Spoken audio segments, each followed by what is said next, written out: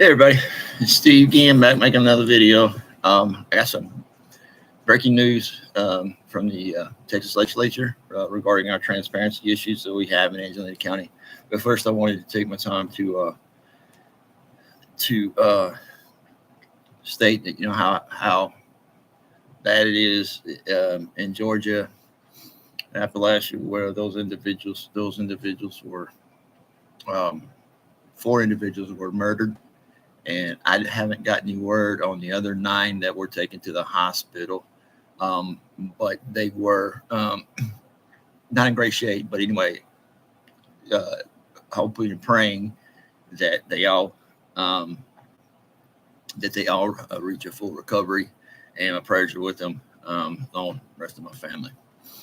Okay, let's get to the breaking news in Angelina County. Boom, we have another blow to transparency that is being forced upon us by our county commissioners, our sheriff's department, our police department, DPS, everybody.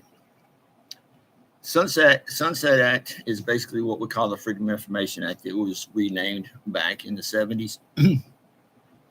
So the Texas Commission on Law Enforcement are the monitoring agency of law enforcement, including jails, and they have just come out and passed or have made available online where you can go in and you can look at the training of the individuals, what's their past history, have they been written up, have they been put on probation, their disciplinary action basically, and their continued training in areas that they're actually required to train by the state of Texas.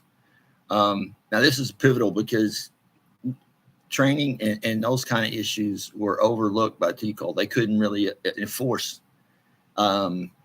these laws because the fact is that sheriffs and law enforcement just wouldn't provide the information. And they would claim many things, just like Sheriff Selman, just like our commissioners. They have came out and stated that basically they can go by a different standard. Their rules of reporting on deaths in a jail, injuries in a jail, all these reports that should be public to the taxpayers who are paying for these jails. And they refuse to release certain documentation, and they have many reasons why they do this or whatever. The most recent, and I'll give you an example, is that Sheriff Selman stated that he wouldn't release videos of 2 deaths that occurred in the jail within this last year. And he said that because of privacy issues, because of security issues, because of these matters, that he wouldn't release this video or these videos.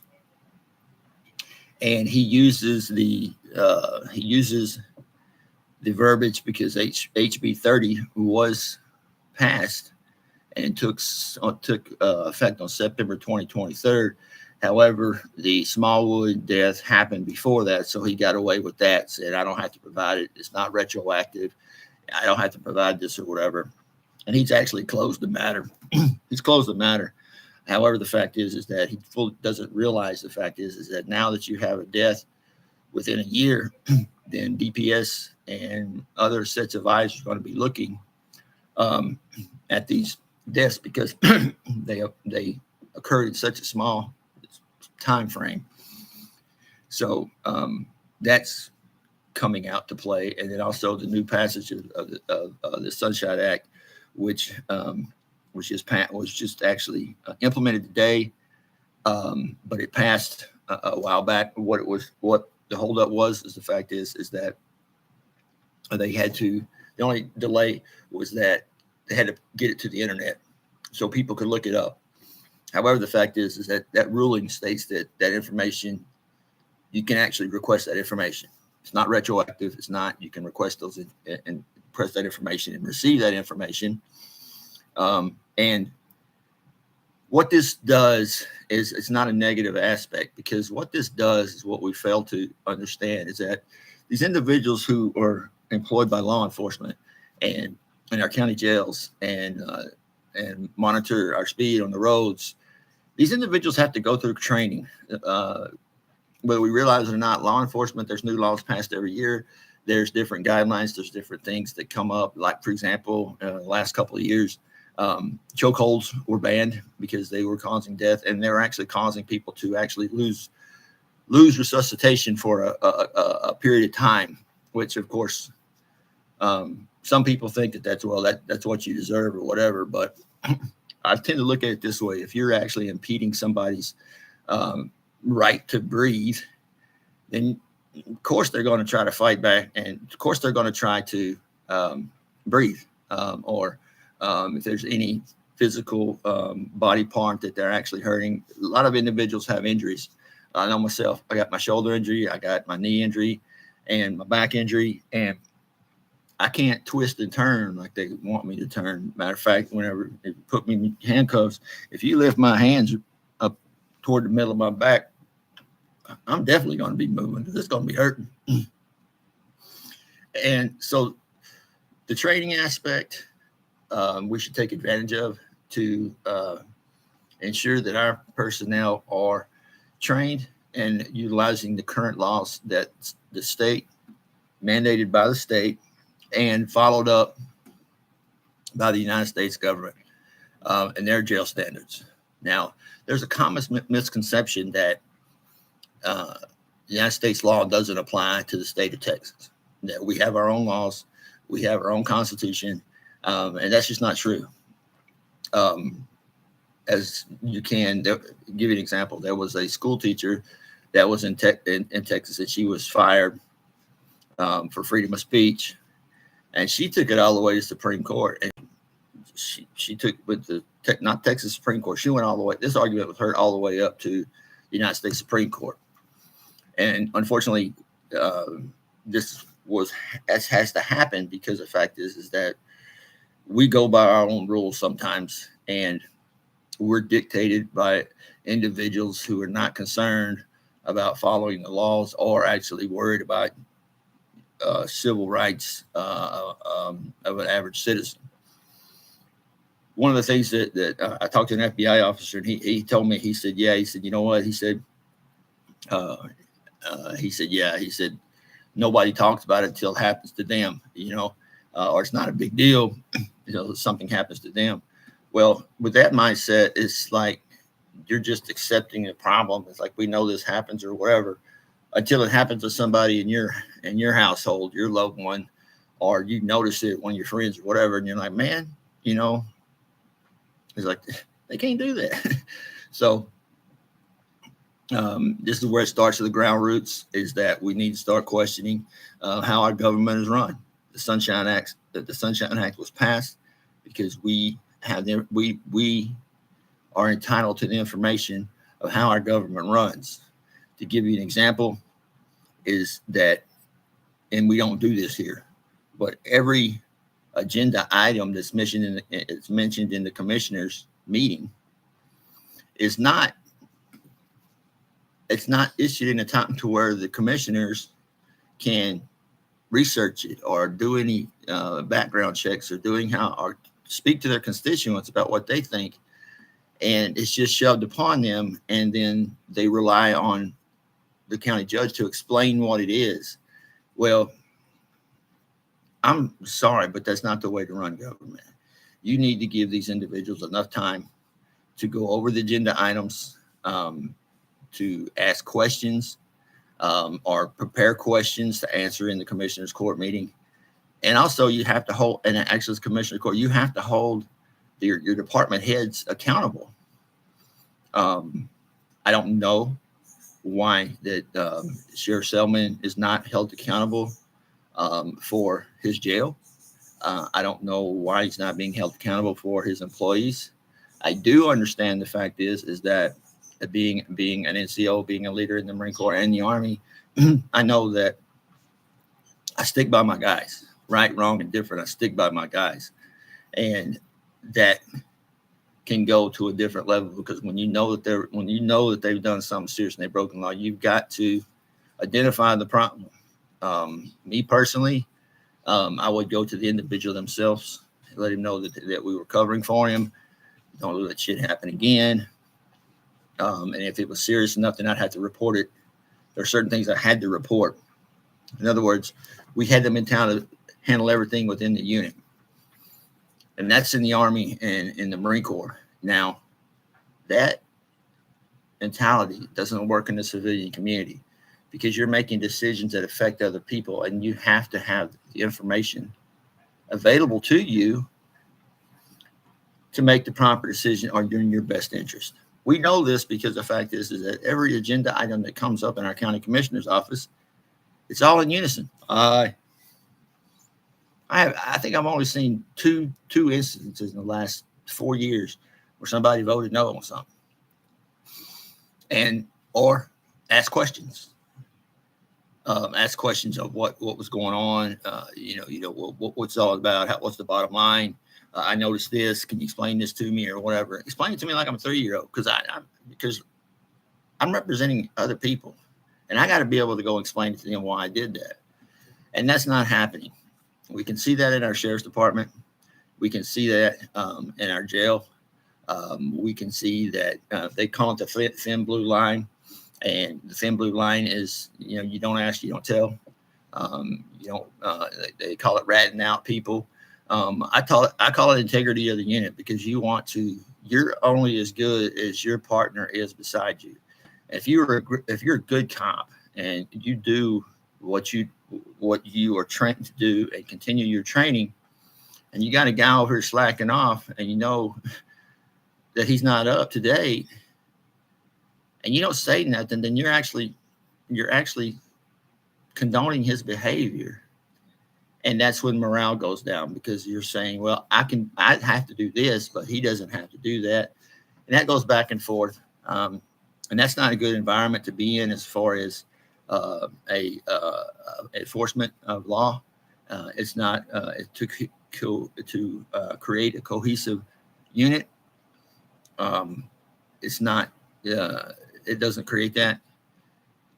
In fact, what it does is it messes with morale, and it actually is reflected in the performance of the entire force, not just certain select few. Because when somebody gets caught doing something, then we need to go back and look, why do they do this? Were they trained not to, that they know better or whatever? And if they weren't properly trained, it's very difficult to hold that person responsible. You have to go up to the chain of command. And this is all that these two items were passed in the 88th, the legislature. It went into effect in 2023. So we would be able to, for example, in the Smallwood case, we would be able to ask for the records of the officers that were participating. We would want to see if they've actually attended deadly force classes. We want to know if they actually were caught up on their procedures as far as dealing with people with mental health, because you have to be trained. Item 17 of the standing operating procedures of Angelina County Jail states that they don't have any certifications. They don't have any class on deadly force or the use of restraints that they're required to take. Well, they are required to take it. They just don't take it. I know this for a fact because the fact is that they said it's on the job training. But what if the guy training you? What? It's on the job, so guess what? You're having to do it. Having to do it. What if this guy ain't trained you right? He's not telling you the right thing. That creates a possession of misinformation being held down the line to each individual. So, well, that's the way I was taught. This is the way I was taught. This is the way I was taught. So it causes confusion among the participants because they're not on the same page. And that is where mistakes are made. Everybody in the unit has to be on the same page. And unfortunately, or fortunately, however you want to look at it, this is a requirement of law enforcement. They are all supposed to act on the same page, all on the same playbook, and all following the procedures that are set forth by the state of Texas, and also the standard operating procedures of their county. and the standard operating procedures should be signed off by the commissioners, but it's not. So here's the deal. Commissioners they really can't require information, or they really can't tell the sheriff what to do, what not to do, or whatever. However, the fact is that they are responsible for the funding. So in other words, if there's an issue that comes up, then they would question the funding. Well, have we properly trained? Did we properly train this individual? And if not, do we need to set this dollar figure in the budget to be compatible with state law and our federal laws? If that's not happening, then commissioners are failing, because ultimately the funding is actually approved by them. So let's break it down for the folks in Angelina County. In 2022, we had a settlement, $476,000 to the settlement of Ms. Hartman, who died in the jail. $476,000. We also authorized a boat to the sheriff's department for $30,000 and some change. So we're almost pushing. So we're pushing the limit here on things that we're spending on the jail. Not to mention the fact is that we're going to go in debt $16 million to add an extension to the jail. And I still have my question here. Is that if we can't properly take care of the individuals that are in jail now, why are we asking for more criminals? The proof's in the pudding. It's not because our crime rate has been that drastically affected. What it is that they want to gain money, because the fact is that they want to take out of county prisoners, bring them to the jail, bring them to our jail, because they can get extra money for that. Regular cost of an inmate is like $34 a day, I believe. So they want to go and they want to hire. They want to incorporate people who come from county jails, because that way they get to charge $70 as reimbursement from the state. So you see where I'm going with that? That's $40 extra if they get per inmate. So it's a money thing. Follow the money. Find out why are you. And it's on record that our Judge Keith Wright says, well, the cost is going to be reflected in the amount of out of county prisoners that we have. That's going to cover our costs. Okay, so you know that. So you negotiated with every county that they're going to send you X amount of prisoners every month, or give an estimate how many you're going to be sending here a month. It's basic math. Okay, how many are you going to be sending me? Add up the total of all the counties around. That's how much. So I'm going to be getting $70 a day. Time with all these. Okay, does it warrant the cost that we're actually costing that was actually put into the loan originally? And I have a question, and I haven't been able to get the answer yet, is that automatically the bid came in at 13 million. All of a sudden it's 16 million, and they've authorized the repairs on the roof, and nobody voted on it. So now we're up to 16 million again. And let's look at it this way. It's going to cost us $16 million. We got $476,000 we've already paid out on top of that. We bought a boat, and now we want to buy a charging station for the sheriff's office for electric cars. I don't know about you, but this is Angelina County, man. How many electric cars do you actually see? What is everybody going to have to go to the sheriff's office and charge their vehicle? Because there's going to be a line from here to Zavala. So it's not feasible. It's for looks. It's for looks.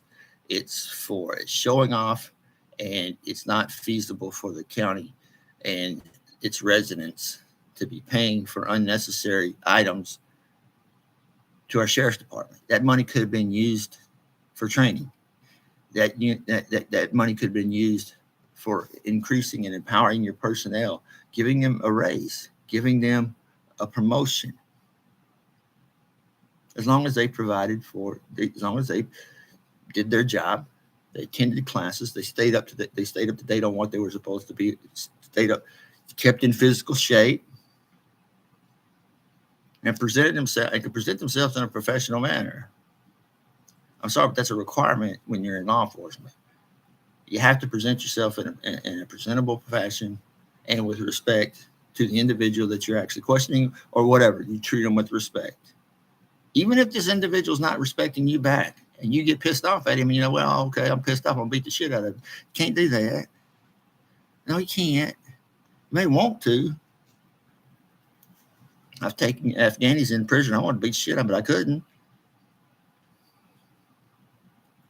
So there has to be repercussions to the individuals that are actually doing the job, and they have to have a clear path of what they're expected to do, how they're supposed to conduct themselves, the training that they actually have to attend, the actual physical awareness of where you're at. Could you run down somebody in a chase? Because whether you like it or not, if you can't physically run to chase somebody or deal with an altercation or something like that, what's your first thing? Oh, he's getting away. I can't outrun him. I'm gonna pop him in the back a couple of times, or I'll tase him. All these things are a last resort, but we've become accustomed to dealing with these because this is the way it's always been done. However, the fact is, the legislator, Texas Commission on Law Enforcement, those individuals have identified the problems, and they're making corrective action. Because the fact is that it does another thing too. It gets rid of gypsy cops, and what I mean by gypsy cop is, okay, say you got a sheriff or you got a deputy in this one county. He gets in trouble, does some stupid stuff, whatever he does in trouble, so they have to fire him. Well, they don't fire him; they just lay him off, supposedly. Then he goes to another county and gets a job. So in other words, you can't follow what this reputation of this officer is and the warning signs that a potential employee should recognize. So with that, this gives accountability not only to the current officers, but also the accountability to the hiring process of people they put in the uniform. For $30,000 you spend on a boat, how much training could you provided for properly administering restraints? How many? It could have been somebody you invited in to do a PowerPoint presentation, but at least the material was covered. But no, we don't even cover that. We go by on-the-job training. So that on-the-job training in an environment like that sounds disastrous. It is like, what? It's like asking me, a Marine, to go and transfer over to a 249, and I ain't even shot the son of a gun. I go by on-the-job training just because he said so. I do this way. It's no way to run an department. So, in essence, I believe, and this is my personal opinion, I believe until all the requirements are met per TICO, all the requirements are met, and we know that they're up to standard, and they have to go through a production of their records and an audit of their records to Texas Commission on Law Enforcement, I think we should shut down the expansion. Because if we're expanding a jail and we still have the same old policies, more people, are we going to have more deaths? Are we going to have more incidences that could have been handled if they've been properly trained? I don't know. But a person working for the sheriff's department should never lack training. Things change every day. Methods change every day. And I'll give you an example. I watched the George Appalachian, and I'm still looking at stuff like that. If you know me, I pay attention to detail. I want to know everything. I can't sleep. My PTSD doesn't allow me to sleep until I get the freaking answer. But anyway, I looked at Appalachian. I looked at the time frame when they arrived and actually apprehended the shooter. They did the best job. They did a good job. And the reason why I say that is because you cannot, reaction time is one thing, but there's still going to be a period of time to where this individual is inside of a schoolhouse shooting. So when your boots hit the ground, you need to be locked and cocked, ready to rob. And you need to bring your A game. Texas Commission on Law Enforcement actually stated that we are subpar in the state of Texas on our training and our methods being used and our lack of reporting to the proper authorities. How am I going to prove my case? Look at Uvalde. The reaction time was great, but what they did when they got there sucked. My opinion on this is the only way that we can stop school shootings is put somebody in the school that is authorized and trained with a weapon. We tried that in LA County, Los Angeles. They tried that where it got so bad, they started requiring metal detectors. So when you went to school, you got to go through metal detector, just kind of like you go through TSA. But parents were like, well, it seems like our kids are going to school. No, you did the same thing when you get on a damn plane to ensure the safety of the passengers. So that's an option. But we failed to realize that we need to take corrective actions, and these corrective actions need to be taken to prevent what's actually happening. If you place qualified people in a classroom who knows how to and trains specifically for an active shooter, knows every hallway, every bathroom, every locked door, unlocked door, knows every avenue of approach, you got to save time. If you put metal detectors, you're going to have a policy where you can't get into the school unless you go through the metal detector. And everybody says, well, it's the guns.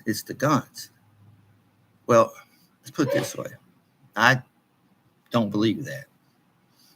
Because the fact is that I want to be able to protect myself in case I fall into that reaction time. I want to be able to protect myself in the 3 to 5 minutes that it takes, or 10 minutes that it takes for the officers to get on scene. And then when the officers get on scene per Uvalde, 70-something minutes goes by before anybody does something. So I have a tendency to believe I want to protect myself because I have a duty to protect myself. I have that right. But to protect other people, this is where I get squeamish, because the fact is, if I actually help you out of a bind, if I take the shooter out before he takes you out, guess what? I'm going to spend the rest of my life in civil court. And I'm going to be charged with a crime just because I interacted to save somebody else's life. Don't believe me? It's true. Cases are coming through right now. So they're even questioning the method of where a shooter was pointing, whether he was pointing directly at somebody or whatever, and they were getting off. Well, he wasn't directly aiming at him. So if you're a gun carrier, if you open carry or you carry in your truck, be aware. Do not go out. Do not be a hero. Do not try to protect other people. because the fact is the law's going to come straight down on your head. And then you got a civil suit on top of that just for trying to be a hero. Get your shit and leave. I'm not saying leave the place of the accident. I'm saying get to a safe area. When the cops pull up, you can go say, "Hey, I was here, but I left because I had to go. I had to go, but I came back." They'll probably arrest you for that shit too. Fleeing the scene of a crime. What the hell you want me to do? There's guns. There's rounds popping out all the way into the parking lot. Doesn't make any sense to me, but it does make sense that we need to better prepare for school shootings, and we have the capability, we have the technology, we have everything about this, and that we can utilize, and we need to start preparing. In closing, I'm one of those guys. People say all the time, but it's not going to happen here. It's not going to happen to my family. It's not going to happen, in our area. Okay. You got your opinion, but see, I'm prepared, or have prepared myself through 9 years to react. But what if it does? What if it does? What if it does happen here? What do we have in place? What if it does? And that comes from training, not a damn boat. I'll get into the boat situation on it because it's definitely illegal for us to even have a boat. Definitely. We got nobody trained to do it. There you go. So anyway, thought I'd drop these. I left a link down below with the Sunshine Act and what it covers, and this passage about the 88th legislature on the Sunshine Advisory Board, and this is what they came out with, and they'll show you which ones are being adopted, which ones are being modified, in the whole case scenario. But it is stacking up that the longer that Angelina County refuses to release a video of people who were killed or died in their jail, the state of Texas now is going to come after you. The long branch of the law is Texas Commission on Law Enforcement. They're going to be requiring this crap. You can bet your ass I'm writing tonight to draw attention to this, to get away from what we call the dead man's loophole. If you're not indicted, if you die in jail and you're detainee, if you're not indicted, they don't have to release the information as it was before. Now, HB 30 says, yeah, you do. And now, Sunshine Act just produced through the 8th legislator. Yeah, we're going to check your shit. We're going to check your shit. And the longer you wait to be totally transparent, the worse it's going to be, because the fact is, why did you hold this information? When video gets released, and that's going to get released, why did you withhold this information? Why doesn't this video match with your statement? Why was the DPS report blank? They didn't interview anybody. Why didn't you interview anybody? Why won't you release a report on reports you gave the commissioner? So we are to believe that a death happened in the county jail, and the commissioners weren't even notified of the details. Did they ask? I don't know. That goes back to what we're saying before. You got to ask questions. If you're a representative, you're getting paid. You know what? Ask questions. They may dumbass questions, but guess what? Ask the question anyway, because there might be somebody in the room probably asking the same question. The only dumb question is the question that goes unasked. All right, guys, I had to drop this video. I'm going to continue to follow up. I got other stuff that I'm working on, but thank you for watching. Please share. Please like. It helps my algorithm getting more views. Like my statement says, I'm trying to get this information out from Angelina County so we get other eyes on it, because working through our current system right now, we're really getting nowhere, and we're just being spun around in circles. And we need to start getting some answers. And the more people I have on board to share the message, start questioning, the better off our county will be, and we'll be better quicker than we are currently right now.